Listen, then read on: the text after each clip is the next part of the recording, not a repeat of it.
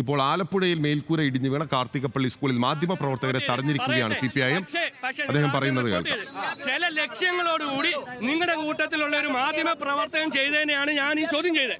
അദ്ദേഹം മതി മാഷേ, നിങ്ങൾ മാത്രമേ ഉള്ളൂ മീഡിയ വണ്ണെന്ന് പറയുന്ന ചാനലുകാരൻ മാത്രമേ ഉള്ളൂ. ബാക്കി എല്ലാവരും 100% പക്കായിട്ട് കാര്യങ്ങൾ പറഞ്ഞു പോകുന്നു. നിങ്ങളുടെ പ്രശ്നം എന്താ? പക്ഷെ അത് ശരിയാകത്തില്ല. ഞങ്ങളൊക്കെ അരിയാഹാരം കഴിച്ച് വളരുന്ന മീഡിയ വണ്ണിന് വലിയ ലക്ഷ്യമുണ്ടെങ്കിൽ ബാക്കിയുള്ളവർക്ക് ആർക്കും ഇല്ലാത്ത ലക്ഷ്യം ഉണ്ടെങ്കിൽ നടക്കില്ല. ഇല്ലില്ല, നിങ്ങൾ പറഞ്ഞ മാന്യമായിട്ടുള്ള ജനം കേൾക്കുന്നുണ്ട്, നിങ്ങളുടെ പ്രശ്നമല്ല. പക്ഷെ മീഡിയ വണ്ണിന്റെ ആ കൂടെ ഒന്നും ഇവിടെ നടക്കത്തില്ല മാഷേ. ഞങ്ങളൊക്കെ കഷ്ടപ്പെട്ട് അരിയാഹാരം ഉണ്ടാക്കുന്നവരാ. അത് നടക്കത്തില്ലെന്ന് മാഷെ, നടക്കത്തില്ല. നിങ്ങൾ അങ്ങോട്ട് മാറി ഇതും പിടിച്ചുകൊണ്ടൊന്നും PS അനുരാഗ് നമുക്കൊപ്പം ചേരുകയാണ്. അനുരാഗ്, എന്താണ് അവർ പറയുന്നത്? എന്താണ് അവരുടെ പ്രശ്നം?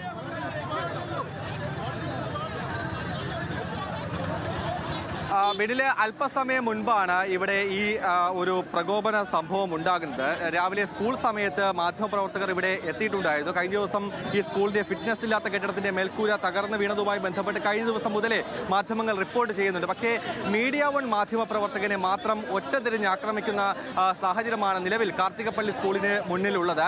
രാവിലെ മുതൽ മീഡിയ വൺ മാധ്യമപ്രവർത്തകനെ ഇവിടെ നിന്ന് കടത്തിവിടുന്നില്ല എന്നുള്ളതാണ് സാഹചര്യം. അവർ അസത്യങ്ങൾ പ്രചരിപ്പിക്കുന്നു എന്നുള്ളതാണ് ഇടത് നേതാക്കൾ ആരോപിക്കുന്നത്. ഞങ്ങളുടെ മക്കൾ പഠിച്ച ക്ലാസ് റൂമാണ് അവിടെ ഇടിഞ്ഞു വീണ് കിടക്കുന്നത്. 4 ബിയുടെ ക്ലാസ് റൂമിന്റെ മേൽക്കൂരയാണ് താഴെ കിടക്കുന്നത്. അത് കഴിഞ്ഞ വ്യാഴാഴ്ച വരെ പ്രവർത്തിച്ചതാ. ഇന്ന് പിന്നെ ഇവർ പറയുന്നു വെള്ളിയാഴ്ച വിദ്യാഭ്യാസ ബന്ധായിരുന്നു, അതുകൊണ്ട് ഇല്ലായിരുന്നു. ശനി ഞായറും ഇല്ല. നേരെ തിരിച്ച് ഈ സംഭവം ഇന്ന് നടന്നിരുന്നെങ്കിൽ ഇവരെന്ത് കള്ളത്തരം പറയും? ഞങ്ങളുടെ ചോദ്യം അതാ. ഇന്നലെ ആണ്ട് അവർ രക്ഷപ്പെട്ട ആ ഒരു കള്ളത്തരം പറഞ്ഞിരിക്കുന്നു. പക്ഷെ ഇന്നായിരുന്നെങ്കിൽ ഇവരെന്ത് കള്ളത്തരം പറയും? ഞങ്ങളുടെ മൂത്ത് നോക്കി പറയാൻ പറ. ഞങ്ങളെ മുൻനിർത്തി ഞങ്ങളുടെ മൂത്ത് നോക്കി പറയാൻ പറ. ഞങ്ങളുടെ കുട്ടികൾ അവിടെ ഉണ്ടല്ലോ ഇപ്പോഴും. ഞങ്ങളുടെ കുട്ടികളോട് ചോദിച്ചു നോക്കൂ. അവര് കഴിഞ്ഞ ദിവസം ഞങ്ങളുടെ കുട്ടികളുടെ ബുക്കിൽ വെള്ളം വീട് കിടക്കുന്നുണ്ട്. ഞങ്ങൾ ചോദിച്ചപ്പം പറഞ്ഞു ചോർച്ചയുണ്ട്.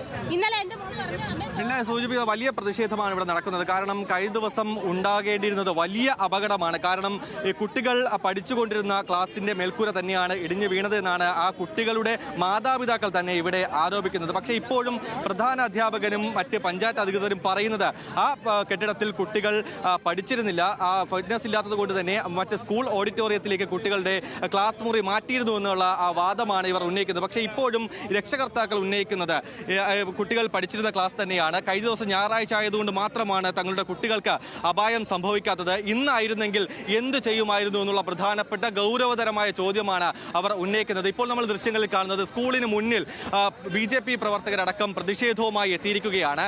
ഈ മാധ്യമങ്ങൾ കൃത്യമായി റിപ്പോർട്ട് ചെയ്തതിനെ വിലക്കുകയാണ് ഇവിടെ ഇടത് പ്രവർത്തകർ ചെയ്തത്. മാധ്യമങ്ങൾക്ക് രാവിലെ വിലക്കുണ്ടായിരുന്നു, പിന്നീട് പോലീസ് ഇടപെട്ട് അതിന് ഒരു ശമനമുണ്ടാക്കി. ഇപ്പോഴും മീഡിയ വണ്ണിന്റെ മാധ്യമ പ്രവർത്തകനെ മാത്രം ലൈവ് റിപ്പോർട്ടിംഗ് അടക്കം തടസ്സപ്പെടുത്തിക്കൊണ്ടാണ് പ്രവർത്തകർ ഇവിടെ തുടരുന്നത്. എന്തായാലും അല്പസമയത്തിനകം ഇവിടെ യൂത്ത് കോൺഗ്രസിന്റെയും KSUവിന്റെയും മാർച്ച് കൂടി വരാനുണ്ട്. BJP പ്രവർത്തകർ ഇവിടെ എത്തിയിട്ടുണ്ട് എന്നുള്ളതാണ് മനസ്സിലാക്കുന്നത്. എന്തായാലും ഈ പ്രതിഷേധവുമായി മുന്നോട്ട് പോകാൻ തന്നെയാണോ BJP പ്രവർത്തകർ? അതെ, പ്രതിഷേധവുമായിട്ട് മുന്നോട്ട് പോകാൻ തന്നെയാണ് ഞങ്ങളുടെ തീരുമാനം. എൻ്റെ മോൻ ഈ സ്കൂളിൽ പഠിക്കുന്നുണ്ട്. സ്കൂളിൻ്റെ ഫംഗ്ഷൻ്റെ കാര്യത്തിൽ ഞങ്ങൾക്ക് യാതൊരു പരാതിയില്ല. കാരണം സ്കൂളിലെ ഹെഡ് മാസ്റ്റർ ആണെങ്കിലും ടീച്ചേഴ്സ് ആണെങ്കിലും നല്ല രീതിയിൽ കൈകാര്യം ചെയ്യുന്ന ഒരു സ്കൂളാണ്. പക്ഷേ ആ സ്കൂളിൽ ഇത്രയും കെട്ടിടത്തിൻ്റെ പണി പൂർത്തീകരിച്ചിട്ടിട്ട് പോലും അവർ നിശ്ചയാവസ്ഥരാണ്. കാരണം അവർക്ക് അത്രയും കാര്യങ്ങൾ അവർ ചെയ്ത് വെച്ചിട്ട് പോലും പഞ്ചായത്ത് അതിന് അനുമതി കൊടുക്കാതെ ഇത്രയും ദിവസം എത്ര നാളുകൊണ്ട് ഇപ്പം 3 തവണ ഇതിൻ്റെ കൊട്ടേഷൻ വീണ്ടും കൊടുത്തു. എന്തിനും വയറിങ്ങിനുള്ളത്. ഇന്ന് വരെ അത് ആരും ഏറ്റെടുക്കുകയോ ചെയ്യുകയോ എല്ലാവരും വന്ന് ഇട്ടിട്ട് പോവുകയാണ് ചെയ്തത്. ഇതുവരെ അതിൻ്റെ ഉത്തരവാദിത്തപ്പെട്ടവരെ ആ കാര്യങ്ങളൊന്നും ചെയ്യാതെ ഇരുന്നതിൻ്റെ ഫലമായിട്ടാണ് ആ സ്കൂളിൽ അവിടെ പ്രവർത്തിപ്പിക്കേണ്ടത്. വൈദ്യുതി ഇതുവരെ ലഭിച്ചിട്ടില്ലെങ്കിൽ വിദ്യാഭ്യാസ മന്ത്രി അല്പസമയം മുൻപ് പറഞ്ഞത് നാളെ മുതൽ ഈ പുതിയ കെട്ടിടത്തിലേക്ക് വിദ്യാർത്ഥികളെ മാറ്റുമെന്നാണ്. അപ്പോൾ ഈ വൈദ്യുതി ഇല്ലെങ്കിൽ എങ്ങനെയാണ് നാളെ മുതൽ മാറ്റാൻ ഇവർ തീരുമാനിച്ചിരിക്കുന്നത്? നാളെ മുതലല്ല മനസ്സിലാക്കണം. ഇന്നലെ തന്നെ ഇവിടുന്ന് ബെഞ്ചും ഡെസ്കും എടുത്ത് അവിടേക്ക് ഇട്ടിട്ടുണ്ട്. ഇന്ന് പുതിയ അവിടെ പ്രവർത്തിച്ചുകൊണ്ടിരുന്ന കുഞ്ഞുങ്ങളെ മുഴുവൻ ഇതിനകത്തേക്ക് ആക്കിയിട്ടുണ്ട്. നാളെ മുതൽ കഴിഞ്ഞപ്പോഴാണ് അവർ പുതിയ കെട്ടിടത്തിലോട്ട് മാറ്റാൻ ഒരുങ്ങിയത്. അതിനു മുമ്പ് അവരുടെ മക്കളുണ്ടെങ്കിൽ ചെയ്യുമായിരുന്നോ? അതായിരുന്നു ന്യായം. ഒരു ആപത്ത് വരാൻ കാത്തിരുന്നു. ഇന്ന് ഈ കേരളം മുഴുവൻ ഓരോരോ അപകടങ്ങൾ സംഭവിച്ചുകൊണ്ടിരിക്കുക. ഒരു കുഞ്ഞിൻ്റെ ചെയ്ത എരിഞ്ഞു കഴിഞ്ഞില്ല. അതിന് മുമ്പായിട്ട് തന്നെയാണ് അടുത്ത് ഇവിടെ സംഭവിച്ചിരിക്കുന്നത്. അപ്പോൾ എന്തൊരു അനാസ്ഥയാണ് ഗവൺമെൻറ് കാണിക്കുന്നത്. ഇത് ചിങ്ങോലി കോൺഗ്രസ് ഭരിക്കുന്ന ഒരു ഭരണകൂടമാണ്. ഈ വാർഡെന്ന് പറയുന്നത് LDFിൻ്റെയാണ്. 2 കൂട്ടരുടെ ഒത്താശ കളിക്കുകയാണിത്. ഇതിൻ്റെ പിന്നെ PTA പ്രസിഡന്റ് എന്ന് പറയുന്നത് ഒരു കോൺഗ്രസ് കമ്മിറ്റി ഒരു പഞ്ചായത്ത് അംഗമാണ്, അറിയുമോ? അപ്പോൾ ഈ കുഞ്ഞുങ്ങളുടെ ജീവൻ എന്ത് വിലയാണുള്ളത്? തീർച്ചയായും രാഷ്ട്രീയത്തിനെതിരായി ഒരുപാട് ചോദ്യങ്ങൾ ഇവിടെയുള്ള ആളുകൾ ചോദിച്ചു വെക്കുന്നുണ്ട്. അവരുടെ മക്കൾ കൂടി ഇവിടെ പഠിക്കുന്നുണ്ട്. അവർ ചോദിക്കുന്ന പ്രധാനപ്പെട്ട ചോദ്യങ്ങളാണ്. ഒരു കുഞ്ഞിന് അപായം പറ്റിയാൽ മാത്രമേ മറ്റ് നടപടികളിലേക്ക് കടക്കുമോ എന്നുള്ള ചോദ്യമാണ് അവർ ഉന്നയിക്കുന്നത്. എന്തായാലും ഇവിടെ സംഘർഷാവസ്ഥയിലേക്ക് പോവുകയാണ് കാര്യങ്ങൾ. BJP പ്രവർത്തകർ കൂടി ഇവിടേക്ക് എത്തിയിട്ടുണ്ട് എന്നുള്ളതാണ്.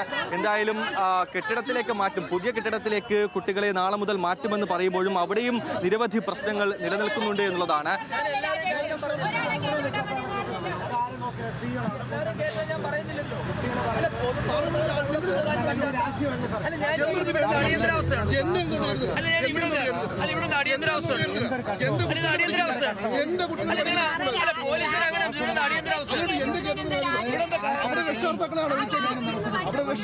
അല്ല, ഈ അധ്യയനം തടസ്സപ്പെടാതെ സമരം നടത്താനൊന്നും അല്ല പോകുന്നത്, മുദ്രാവാക്യം വിളിക്കാനല്ല പോകുന്നത്. അല്ല, മുദ്രാവാക്യം വിളിക്കാനൊന്നും അല്ലല്ലോ പോകുന്നത്. പൊതുപ്രവർത്തനം കൂടെ നിങ്ങൾ പറയുന്ന അങ്ങനെ പോലീസുകാർ ടൈം ടേബിൾ നിങ്ങൾ ടൈം ടേബിൾ പൊതുപ്രവർത്തനം എപ്പോൾ അങ്ങനല്ല സാറേ, ഈ സമയത്ത് ക്ലാസ് തുടങ്ങി.